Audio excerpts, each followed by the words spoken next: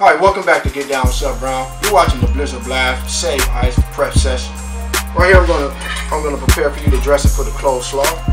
I have 2 tablespoons of mayonnaise. Then I have 1 tablespoon of peanut butter.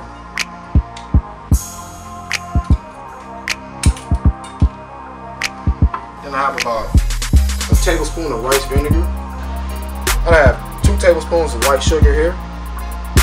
Then I have about 2 tablespoons of buttermilk. You want to incorporate. Then what you want to do is you want to stir. So you want to incorporate, as I'm stirring, you want to incorporate everything and all the ingredients in very smooth.